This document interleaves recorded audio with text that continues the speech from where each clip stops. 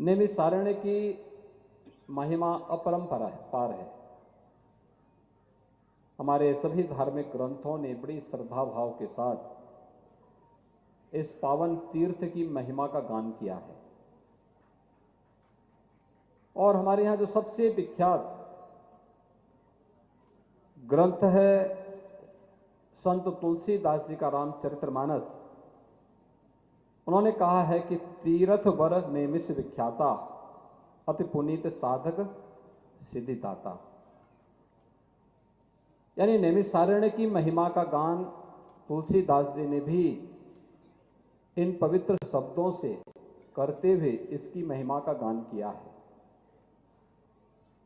सूत जी ने इसी स्थल पर हजारों वर्ष पहले 18 पुराणों को शौनक आदि ऋषियों को सुनाया था।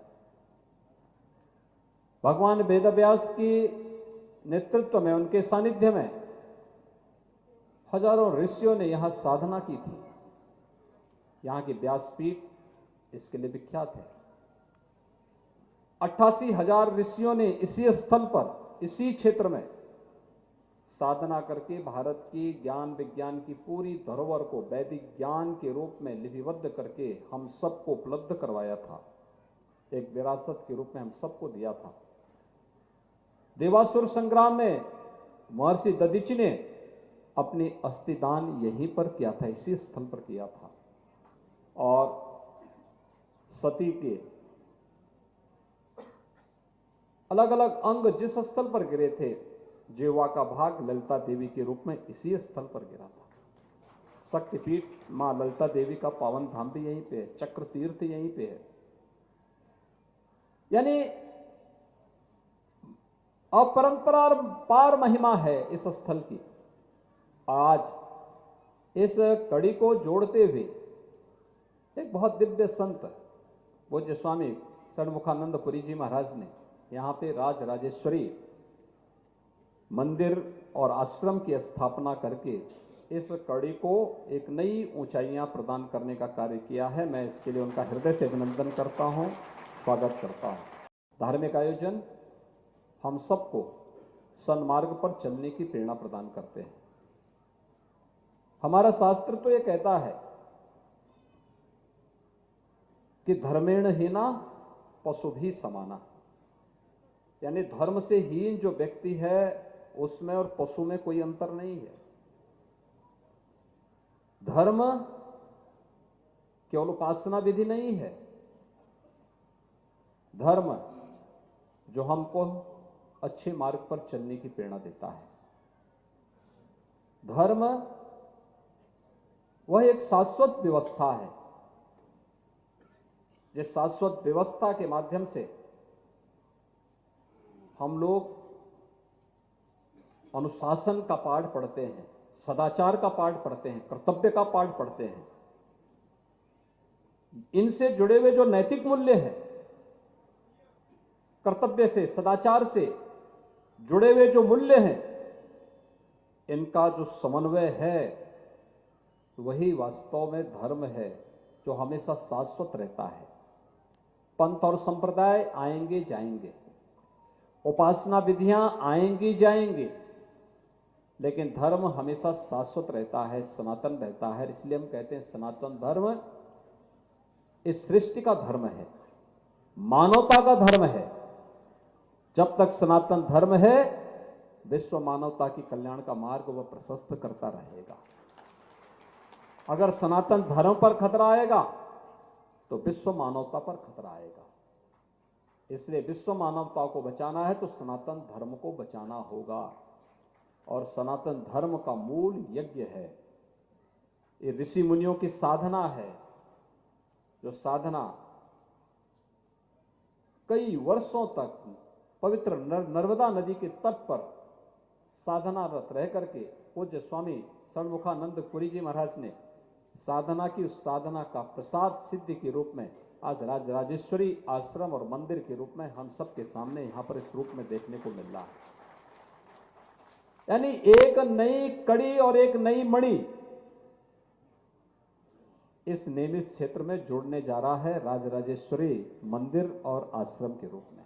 ये देश की व्यवस्था को, समाज की व्यवस्था को, लोक की व्यवस्था को ऊर्ध्वगामी करने के लिए, लोकाचार की ओर ले जाने के लिए, लोक कल्याण के पथ पर उन्मुख करने के लिए जिस देवी का हम अनुष्ठान करते हैं वह प्रांबा जगदम्बा राजराजेश्वरी है, जो सबको नियंत्रित करके सन्मार्ग पर ले चलने की प्रेरणा प्रदान करती है। और उनकी स्थापना का कार्य इस नैमिष क्षेत्र में हुआ है। आप सब जानते हैं, नैमिष तीर्थ के महात्म को ध्यान में रख करके ही सरकार ने अनेक कदम उठाए हैं। खासतौर पर इसको एक तीर्थ के रूप में विकसित करने की कार्रवाई आज चल रही युद्ध स्तर पर कार्य हमारा प्रारंभ हुआ है।